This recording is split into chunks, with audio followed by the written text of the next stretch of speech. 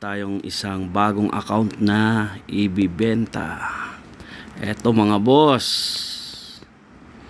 active server to mga boss at active account.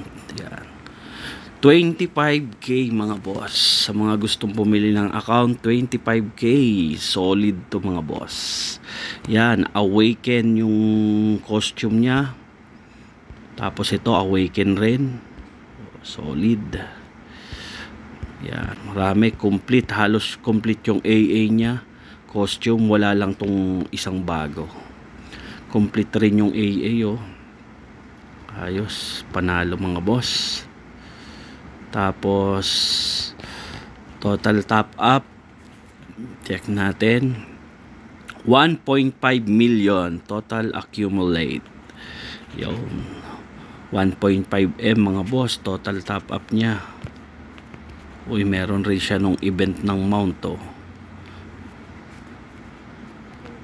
Aba, solid to ah. Ano to?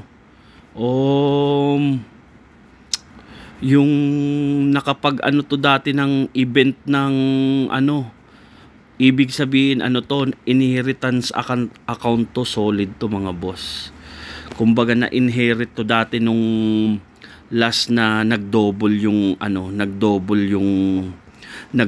yung ano, accumulate sa 60%. Ito, makakakuha ka nito, kailangan mo ng 500 million. Yun.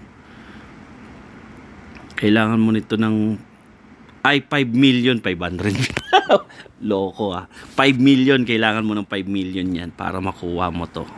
Yan, solid to mga boss, maganda. Kailangan mo na lang maging active dito. Ranking niya top 14 mga boss. Top 14.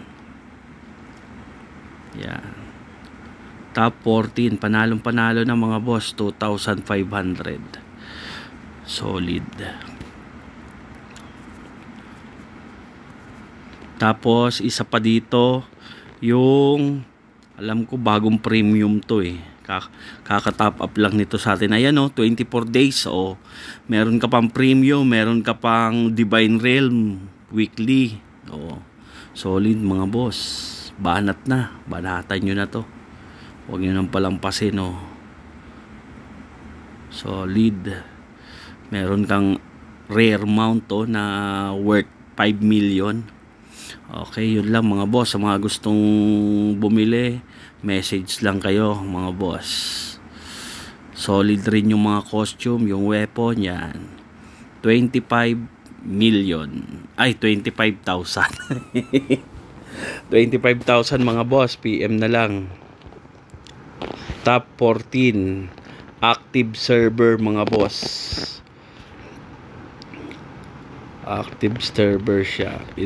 Ano ko nga, kung ano ulit yung ano nito, para makita nyo yung server. Nakalimutan ko rin eh.